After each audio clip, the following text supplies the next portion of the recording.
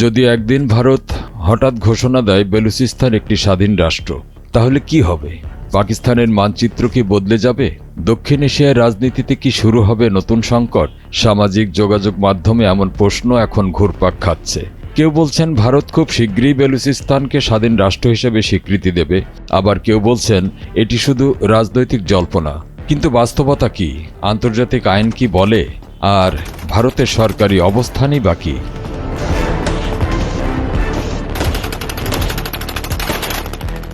বেলুচিস্তান পাকিস্তানের আয়তনের দিক থেকে সবচেয়ে বড় প্রদেশ। বহু বছর ধরে সেখানে কিছু বিচ্ছিন্নতাবাদী গোষ্ঠী স্বাধীন রাষ্ট্রের দাবি জানিয়ে আসছে। অন্যদিকে পাকিস্তান সরকার এসব গোষ্ঠীকে সশস্ত্র বিদ্রোহী সন্ত্রাসী সংগঠন হিসেবে বর্ণনা করে এবং নিয়মিত নিরাপত্তা অভিযান চালিয়ে থাকে। সাম্প্রতিক সময়ে সংঘর্ষ বেড়ে যাওয়ায় বেলুচিস্তান আবারও আন্তর্জাতিক আলোচনায় এসেছে। তাহলে প্রশ্ন হলো, ভারত কি সত্যি বেলুচিস্তানকে স্বাধীন রাষ্ট্র হিসেবে স্বীকৃতি দিতে পারে? সংক্ষিপ্ত উত্তর হলো, এ মুহূর্তে এমন কোনো সরকারি ঘোষণা বা নির্ভরযোগ্য তথ্য নেই যা থেকে বলা যায় ভারত বেলুচিস্তানকে স্বাধীন রাষ্ট্র হিসেবে স্বীকৃতি দিতে যাচ্ছে। ভারত অতীতে বেলুচিস্তানের মানবাধিকার পরিস্থিতি নিয়ে উদ্বেগ প্রকাশ করেছে, তবে মানবাধিকার ইস্যুতে বক্তব্য দেওয়া আর একটি নতুন রাষ্ট্রকে স্বীকৃতি দেওয়া, এ দুটি বিষয় সম্পূর্ণ আলাদা। আন্তর্জাতিক আইনে একটি নতুন রাষ্ট্রকে স্বীকৃতি দেওয়া অত্যন্ত গুরুত্বপূর্ণ এবং জটিল কূটনৈতিক সিদ্ধান্ত।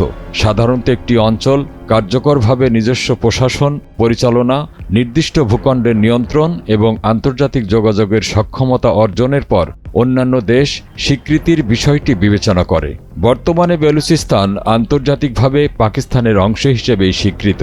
জাতিসংঘ সহ বিশ্বের অধিকাংশ দেশ ও পাকিস্তানের ভৌগোলিক অখণ্ডতাকে স্বীকৃতি দেয়।